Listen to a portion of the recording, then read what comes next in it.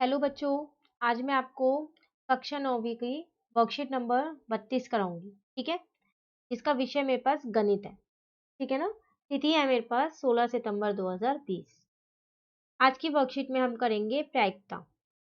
ठीक है, प्रायिकता है क्या? अगर मैं आपको इंग्लिश में बोलूँ तो इसका मतलब होता है प्रोबेबिलिटी।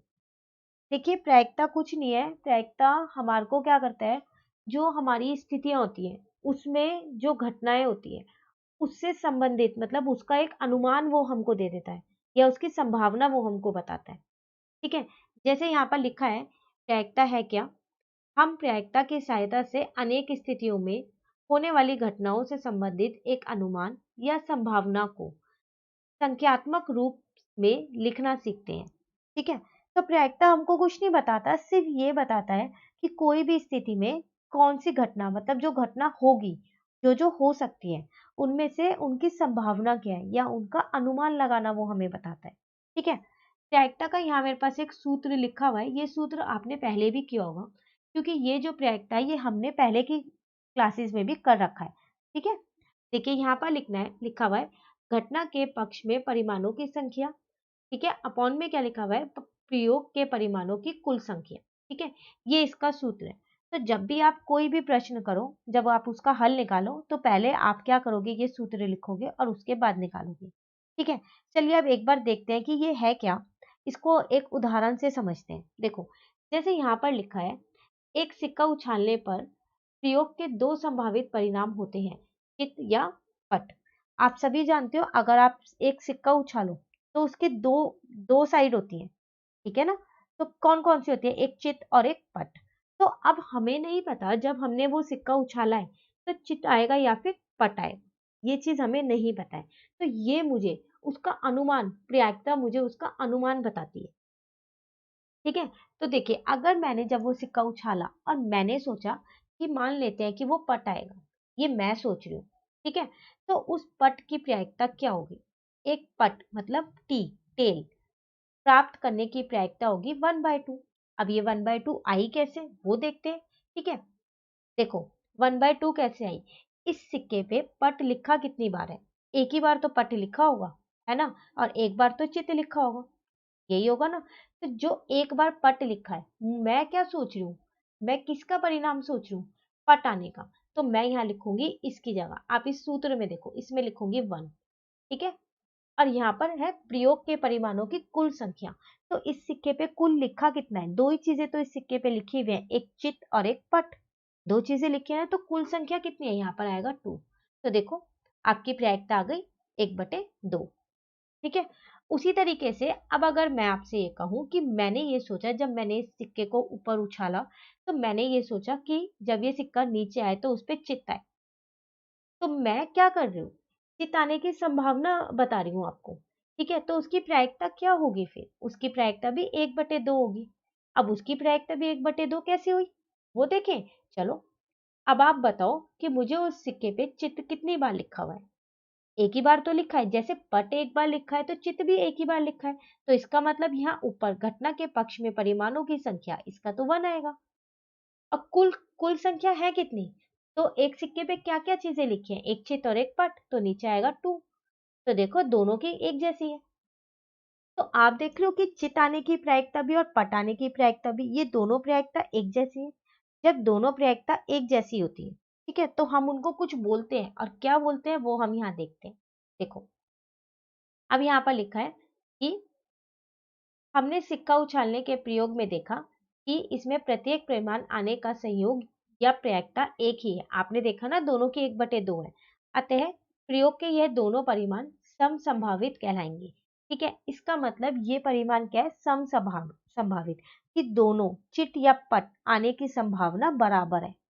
ठीक है, अब यहाँ देखते हैं, जब प्रयोग के प्रत्येक परिमाण के आने का संयोग या प्रायिकता एक ही होता है, तब ऐसे परिमाणों को समप्रभावित परिमाण कहते हैं। तो उन परिमाणों को हम क्या कहते हैं, समसंभावित परिमाण। ठीक है, तो जब दोनों के आने की प्रायिकता एक जैसी हो तो हम उनको बोलते हैं समसंभावित परिमाण। दो ही नहीं, यहाँ तो मेरे दो ही थे, चित और पट, लेकिन अगर इससे ज्यादा हो और सबकी प्रायिकता एक जैसी हुई तो भी वो क्या कहलाएंगे, समसंभावित परिमाण ही कहलाएंगे। ठीक है, चलिए आगे करें हम। अब देखो, अब यहाँ पर है मेरे पास कि क्या आप बता सकते हैं, क्या बताना है। देखो आपके पास क्या है, अब आपने एक पासा फेंकने का प्रयोग पर विचार करते हैं। अब हमने क्या किया है, एक पासा फेंका है। पासा आप समझते हो, ये लूडो में आप सबने देखा होगा, देखा है ना, ये लूडो खेलते हैं जब हम इसका इस्तेमाल करते हैं, तो हम क्या करते हैं, इसको फेंकते हैं और जो नंबर आता है वो चल देते हैं। ठीक है, तो उसके संभावित परिणाम मुझे दे रखे हैं 1 2 3 4 5 6। ठीक है, तो इस लूडो पे ये जो पासा है, इस पे कितने नंबर लिखे होते हैं, 6 नंबर लिखे होते हैं। ठीक है, अब वो आपसे यहाँ पर कह रहा है, क्या आप बता सकते हैं परिणाम 2 प्राप्त करने की प्रायिकता क्या होगी, कि 2 आए उसकी प्रायिकता क्या होगी, वो मुझको बताना है। तो आपको क्या करना है, आपको डायरेक्ट सीधा नहीं लिख देना है, आपको पहले ये पूरा लिखना है। तो मैं ये यहाँ पर लिख रही हूँ, ठीक है, अपने नोट्स बना के मैं यहाँ पर आपको दे देती हूँ। ये जैसे मैंने यहाँ पर 1 2 और 3 लिख दिया, ठीक है ना। तो मैं पहले फर्स्ट का, तो पहले मैं यहाँ पर क्या करूंगी, प्रायिकता का सूत्र लिखूंगी। ये सूत्र आपको सब जगह लिखना है, जब भी आप कोई भी उत्तर करो तो पहले आप इसका सूत्र ही लिखोगे। ठीक है, तो मैं यहाँ लिख देती हूँ।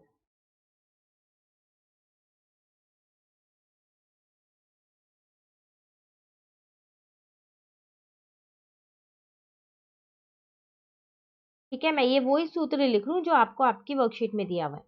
ठीक है, बस आप एक उत्तर में एक बार लिखना, उसके बाद आपके उत्तर में दो दो चीज पूछी गई हो, 3 चीज आप इनसे आसानी से कर सकते हो। ठीक है ना।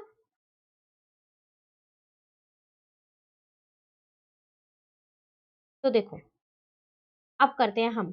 फर्स्ट आपको क्या है, आपको ये बताना है कि 2 प्राप्त हुए, मतलब 2 आए। तो आप बताओ इस पासे पे 2 लिखा कितनी बार है, इस पासे पे 2 कितनी बार लिखा हुआ है, इस पासे पे 2 सिर्फ एक ही बार लिखा हुआ है, एक ही बार लिखा है ना, तो इसका मतलब 1। और कुल कितनी संख्या लिखी है इस पासे पे, 6 संख्या लिखी है, तो इसका क्या आएगा, 1/6। ठीक है, यहाँ से ये हटा देती हूँ, डायरेक्ट इधर ही कर देती हूँ इसको, ताकि आपको कोई दिक्कत ना हो। ठीक है ना। अब चलो दूसरा करें। दूसरा आपसे वो कह रहे हैं यहाँ पर 5 आने की, 5 आने की प्रायिकता क्या है। ठीक है, ये रहा 5 आने की, बताओ तो फिर पासे पे 5 लिखा कितनी बार है, पासे पे 5 भी तो एक ही बार लिखा है, जब 2 एक बार लिखा है तो 5 भी एक ही बार लिखा है, सारे नंबर एक एक बार ही तो लिखे हैं पासे पे, तो 5 भी एक बार लिखा है। और कुल संख्या है कितनी पासे पे, 6। ठीक है ना, तो इसका भी आ गया 1/6। अब आपसे यहाँ कह रहे हैं, क्या इस प्रयोग के सभी परिमाण समसंभावित हैं। अभी हमने क्या था, समसंभावित क्या होते हैं, जब हमारी प्रायिकता एक जैसी हो, एक ही हो। तो आप देख रहे हो दोनों की प्रायिकता एक ही है। अगर यहाँ हमारे को कोई और नंबर पूछता, p पूछता, तो उसकी प्रायिकता क्या होती, उसकी प्रायिकता भी तो 1/6 ही होती। 4 पूछता, उसकी भी तो है, तो बिल्कुल, तो आप यहाँ लिखोगे हाँ है। ठीक है, चलिए अगला करें। अगले में आपको यहाँ पर दे रखा है ये ये रहा, एक थैले में 4 लाल गेंदे और 2 पीली गेंदे हैं। ठीक है, ये गेंदें रंग के अतिरिक्त सभी प्रकार से एक जैसी है। कह रहा है कि एक थैला है आपके पास, उसमें क्या है, 4 आपके पास लाल गेंदे हैं और 2 पीली गेंदे हैं।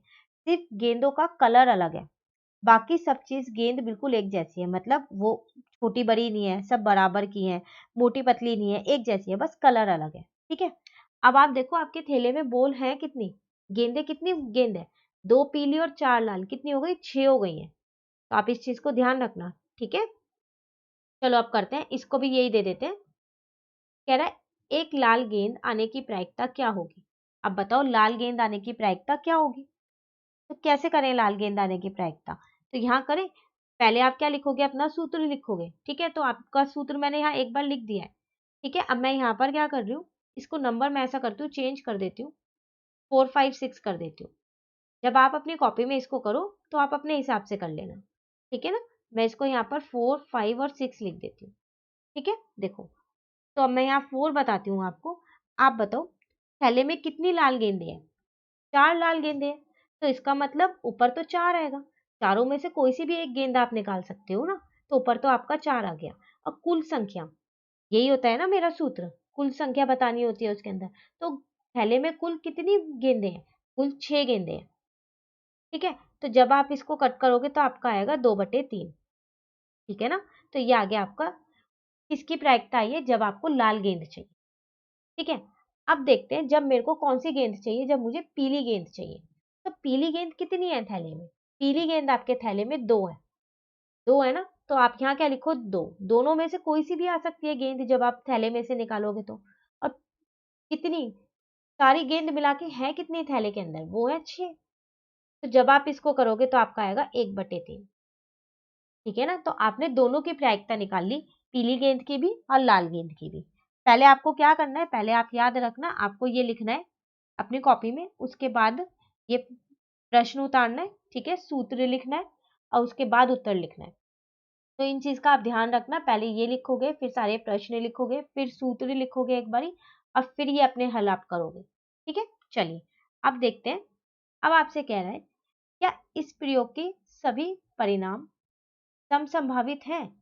अब बताओ, क्या इसके परिणाम जो आपने ये निकाले हैं ये समसंभावित है? तो क्या ये दोनों प्रायिकता एक जैसी है? नहीं है ना। तो इसका मतलब ये समसंभावित नहीं है, तो इसमें हम लिखेंगे नहीं।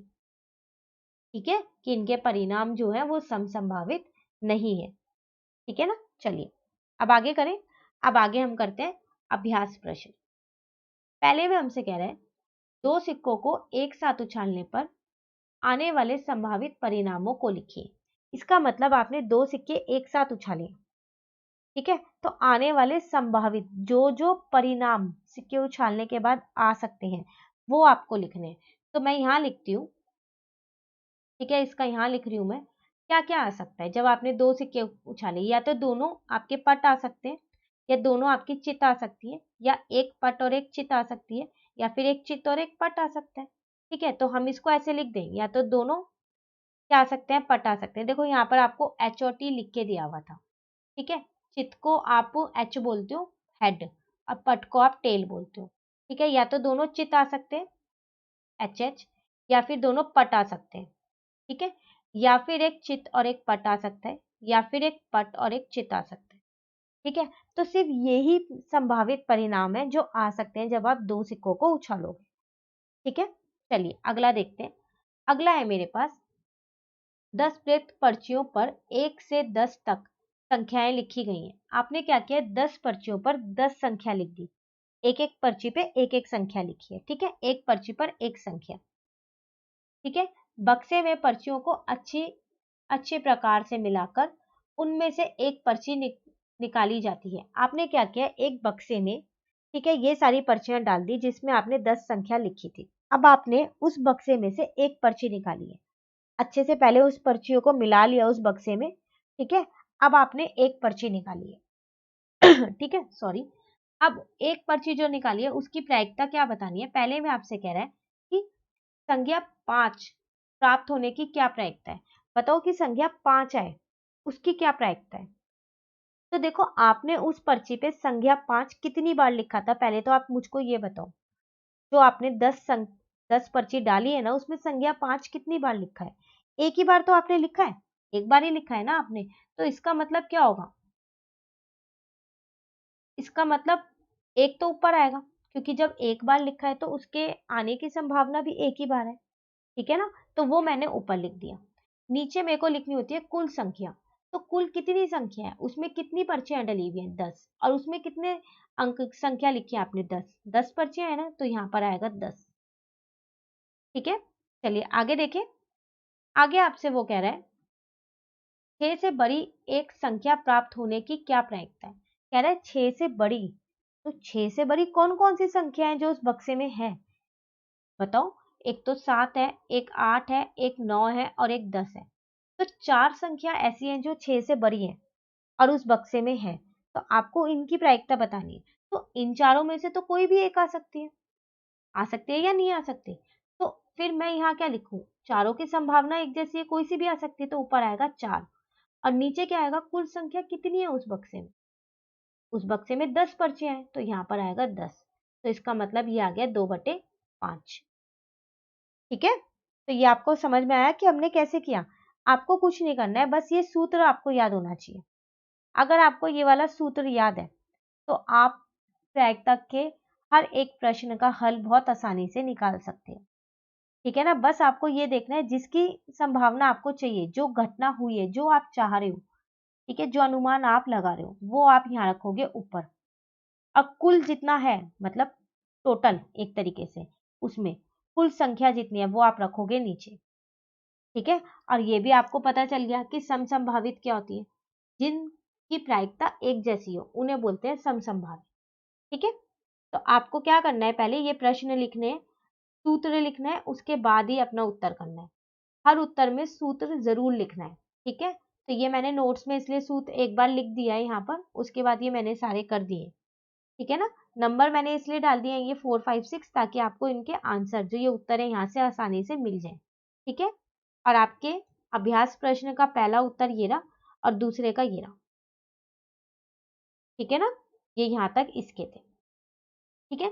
चलिए, तो फिर अब हम अपनी नेक्स्ट वाली जो वर्कशीट है, वर्कशीट नंबर 33, वो हम अपनी नेक्स्ट वीडियो में करेंगे। ठीक है। आज आप इसको अच्छे से समझ लीजिए। तो अगर आपको ये वीडियो अच्छी लगी तो आप इसको लाइक कीजिएगा और मेरे चैनल को सब्सक्राइब कीजिएगा। Thank you.